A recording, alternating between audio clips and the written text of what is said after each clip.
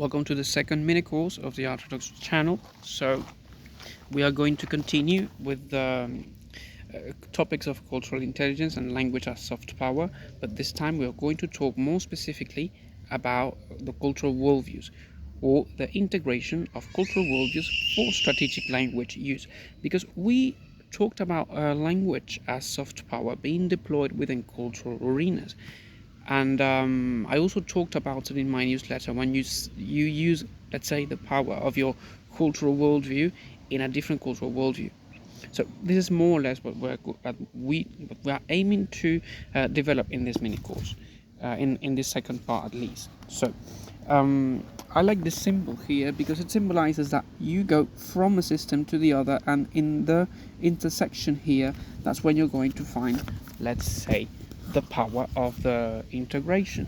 It's the same with it is the case for cultural worldviews, but it is also the case for language and communication in general. So it's fascinating for me. So let's do a quick recap. So we have, as we already developed in the previous course, the concept of cultural intelligence. If you remember, it is the ability to interpret and adapt to different cultural contexts, both at a behavioral and cognitive level.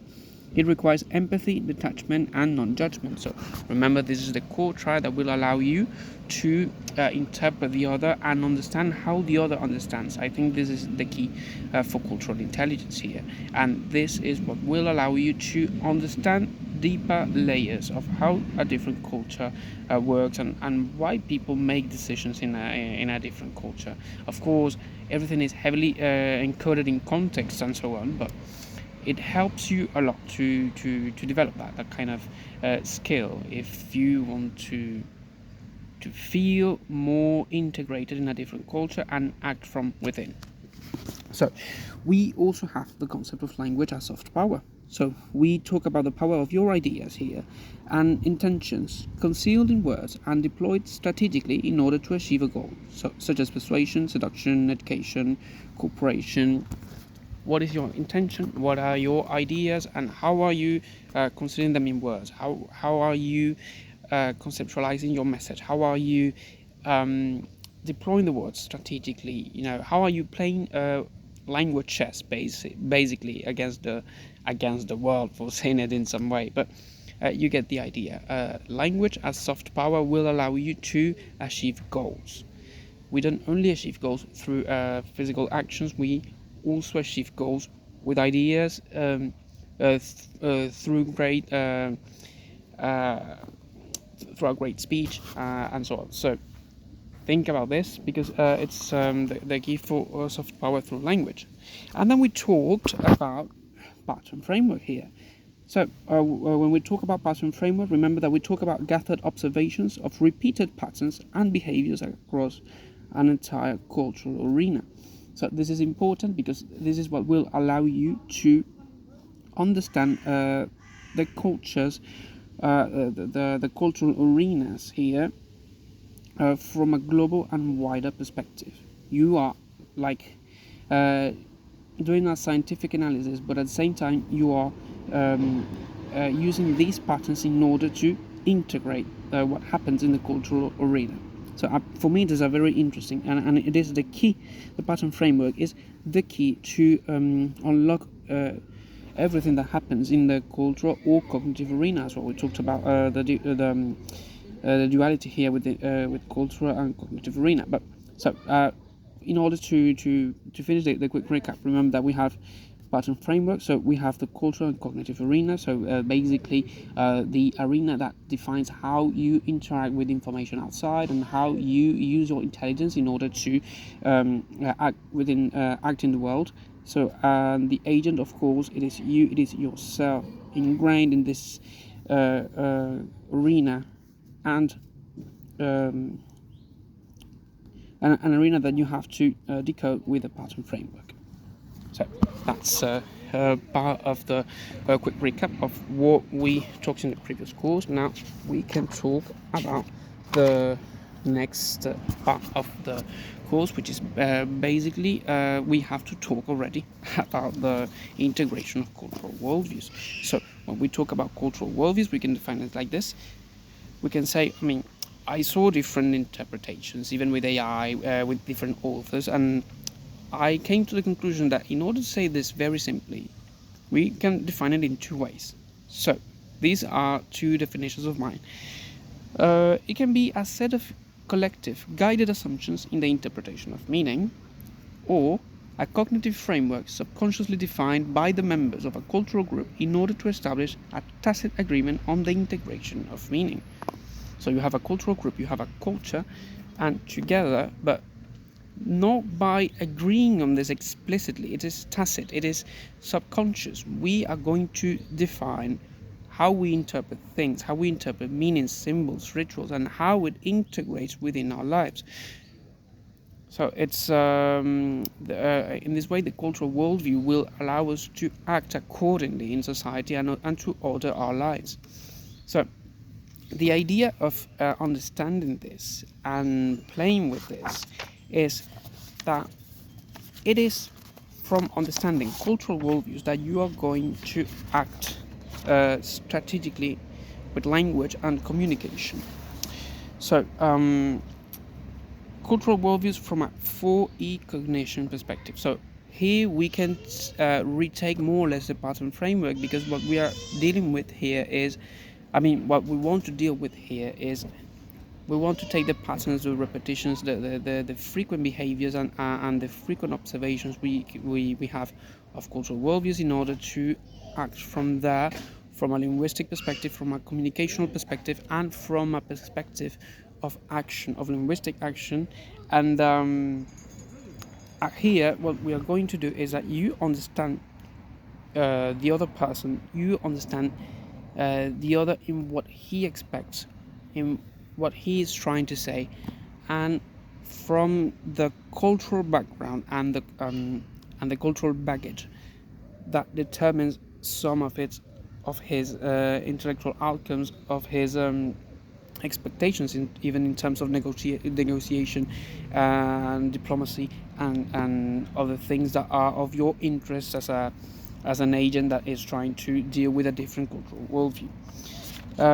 So here, if we take the 4E cognition, so as we said, embodied, embedded, enacted, and extended, we see here that a cultural worldview would take into account the different elements that define cognition or that help shape cognition. So when we say, for example, embodied cognition here, in terms of cultural worldview, what is going to happen is how we can find a set of elements that define cognition in terms of the physical experience and the physical interaction with the world. Number 2, embedded. So here it is very interesting, because if we talk, for example, about physical objects, rituals, and everything that takes part in everyday life, we can say that embedded cognition is something that you need to understand in order to see how the individual interacts with the cultural space.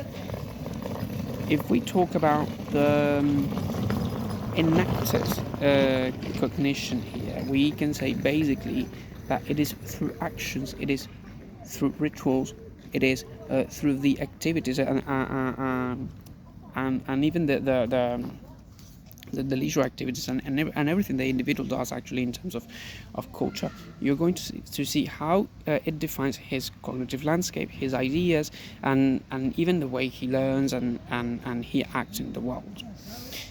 For the extended cognition, so we have here different devices and different systems that encode and that stock information, and in some ways cognition, whether it is a passive or active, but you're going to see how the individuals are having some type of relationship with those elements. And what you do here is that you integrate that worldview, and of course you try to act or try to interact, taking into account what that person feels in relation to those elements, whether, well, of course, for the extended cognitions ones, and for the rest. So having this in mind, it will allow you to, of course, again, work with the pattern framework. I think it is very interesting here. Now, how do you use cultural worldviews strategically? So what you do is, as I said previously, you go through a process of integration, and this process of integration will not transform you, like you're not going to be an imitation of the other, because you already you're already equipped with a cultural worldview, whether it is a similar one or a completely different one. But it turns out that you're all different. I mean, your cultural worldview is different. So what you do is you learn the second one, the one that you're studying now, your target culture, and you act from within, because it is more or less like if your cultural nature came out from within. And what happens here is something very interesting, is you're respecting and you're perfectly shaped by the different cultural worldview, but you are still given something different, your own spark, your own point of view, and your own capacities and skills that come from that cultural worldview. So this is fascinating, because when you're talking to someone from a different culture, and they see things that you have that they like, that they help with something different, they help you or help others find different ways and find different solutions, and even improve communications in some ways. That's when you see that this process of integration and differentiation is successful. But it has to be from within. It cannot be invasive. It cannot be frontal. It cannot be a confrontation. It has to be from within, like a seed. Okay, so it grows like a plant from within. So that's more or less the metaphor. I think that helps to understand this process. It has to be organic. Okay.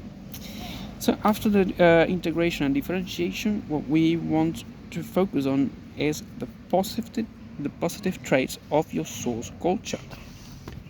So if you come from a culture that is more spontaneous, that is more stress-free for certain communication situations and things like that, you use that as a fuel for a culture that is more reserved and more reflexive, and you're not going to break the patterns that they play with. What you're going to do is that you're going to use that fuel. You're going to create the channels, the distribution channels of your message, of your ideas, according to the way they function. It looks very abstract, but it is basically just be yourself and respect others. So that we can sum it up like that. But you have to take into account that it is a very interesting cognitive process that is also intercultural. So take that into account. And what you do here is that for language deployment in target culture, you do it after analysis and mastery of target language interactions. So here it is very important that you master the language and the communication style of the culture. So what you do here is, well, you have to learn the language, basically, but you have to be very good at it, and you have to understand the different nuances, and you have to understand the different situations, and even the non-set, what silence represents, what the things people don't say represent, and of course cultural references, anecdotes, the style of humor, what makes people mad, what makes people happy. Well, It's not only about speaking correctly, it's also about that. And it's also about showing the other that you master that code, because it is not something that is shallow. When you speak a language and you do it, fluently, and you want to show it to people, it's more. In this case, you're going to do this to show people that you care about the context of the interaction and the structures that govern that interaction. This is what happens here, and this is why it is essential for you. If you want to master cultural intelligence, you want to deploy language as soft power, and you want to integrate cultural worldviews, you have to, of course, well, it takes a lot of effort and sometimes years to master a language and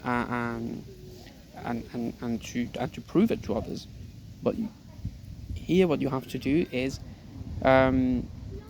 you speak well, but you also know how to speak, and when and how and why, and understand and show that you are able to to understand all the nuances and all the layers of communication.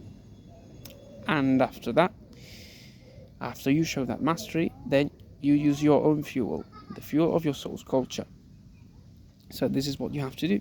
You use yourself, your own power, as a foreigner, as someone with a different cultural worldview. From within, you grow organically, show a different perspective, but that is in tune with what is happening within that cultural arena. That is how you integrate cultural worldviews, and that is how you master the intercultural communication. So this is important because, as I said previously, we live in a connected world, and cultures today are connected, are interacting more and more. And remember that technology is advancing, and that whether it is for the better or for better or for worse, it is going to participate in the interaction and the let's say the creation of knowledge and the decision making, and the cultural aspect of it needs to be taken into account, because the cultural nuances. I mean, machines will do a lot of things in the future, in the near future even, but we still need to get on with the cultural nuances and the intercultural communication, because it is a very human matter, and you have to understand that. I mean, if you start in studying international relations, diplomacy, you want to work for foreign affairs, if you want to work even for the army or things like that, you need to understand language as soft power in different cultural contexts. And remember, of course, that integrating cultural worldviews will give you a huge advantage for everything. For the construction of your own cognitive architecture, for discovering the world, for speaking differently, and for so many things. And that is why I insist on this course. So you need to develop your own cultural intelligence.